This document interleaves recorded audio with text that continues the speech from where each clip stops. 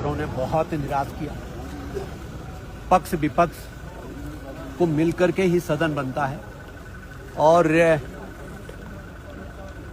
Parliamentary practices में हम लोग कहते हैं कि विपक्ष भी एक शैडो गवर्नमेंट होती है। नेता विरोधी दल को हम कहते हैं वो शैडो चीफ मिनिस्टर होते हैं। हम उन परंपराओं को मानने वाले लोग हैं। निश्चित रूप से आप जन सरोकारों पे चर्चा कर सकते हैं, लेकिन विधानसभा में और चौराहे में एक अंतर है ना।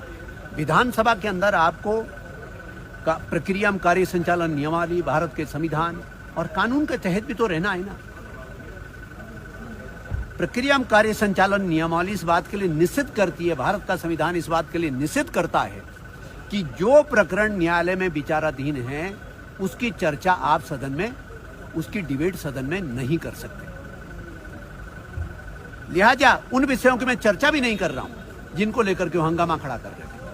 उसके अलावा भी दुनिया जहां के मुद्दे हैं, जैसे मैं कह रहा हूं कि पूरा उत्तराखंड राज्य भीषण दैवीय आपदा की चपेट में is hard hit by the disaster. शायद ही कोई विधायक ऐसा होगा जिसके विधानसभा क्षेत्र में आपदा से संबंधित मुद्दे ना हो, जहां पे पीड़ित जनता के बारे में, पीड़ित जनता के पक्ष को रखने का हमारे पास कोई विषय ना हो।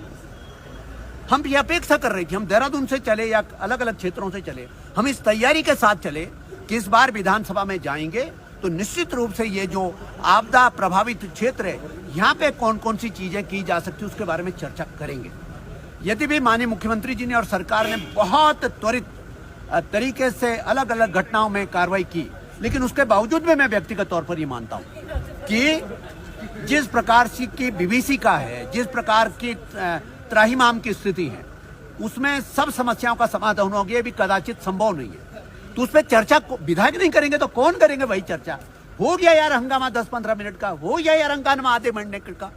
फिर उत्तराखंड की जनता हमारा हर आचरण बर्दाश्त कर सकती है, लेकिन उत्तराखंड की जनता हमसे आचरण नहीं बर्दाश्त कर सकती कि हम विधानसभा के अंदर तोड़फोड़ करें, कुर्सियां तोड़ें, मेज तोड़ें, अध्यक्ष के ऊपर चीजें फेंकें।